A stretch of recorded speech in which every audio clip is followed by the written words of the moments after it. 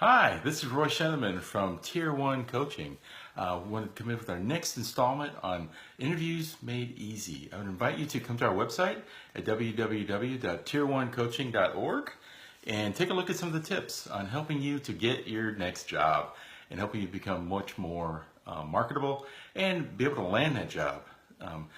In this installment, we just heard the quick review. The first time we met, we talked about the importance of making yourself the obvious fit.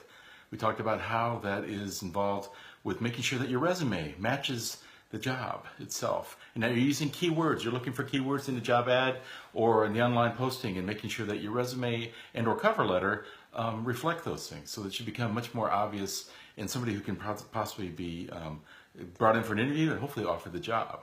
Second thing, we talked about making sure that you don't just limit the application as the whole process, that you instead spend some time, investing some time, looking at the company that you want to work for, making sure you do some history, getting a little bit of ideas of what they do, where they're active, where they're located, how many employees they have, things like that that you can find online often. And just do a little bit of research and finding it. Also talked about the importance of making contacts.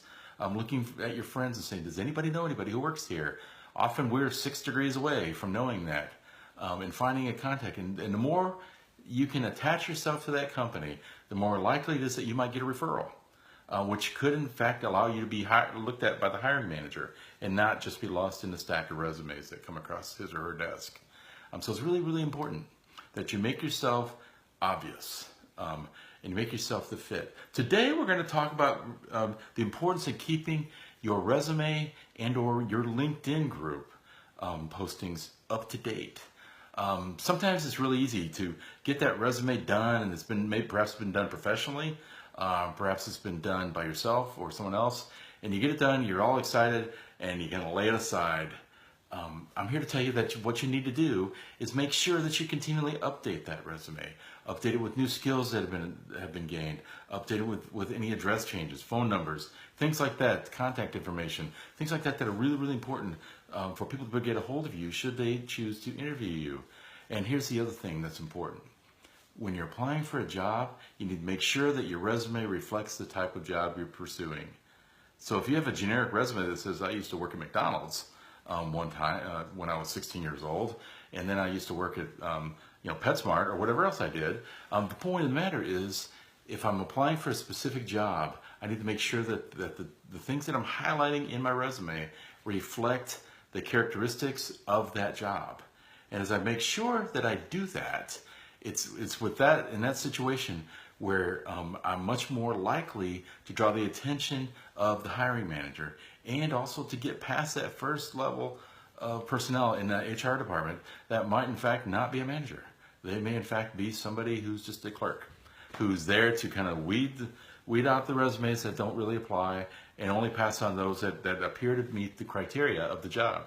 So keep those things up to date. Make sure your LinkedIn page changes.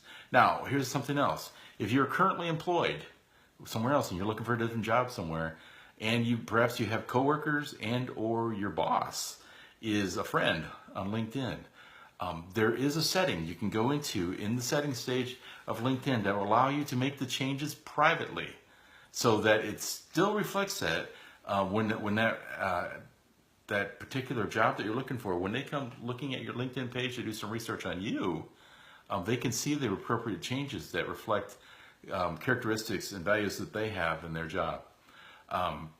That's very, very important. You can keep those things private. It will help you not have those uncomfortable questions of why are you looking for a job if in fact you're working here, which is an uncomfortable discussion that probably everybody has had at some point in their career.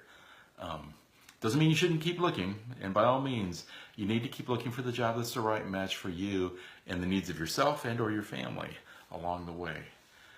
So again, this is Dr. Roy Shenneman. I am so excited that you are here today. I hope that this latest tip helps. Remember, make yourself obvious. Make sure that your application, your resume reflect the needs of the job.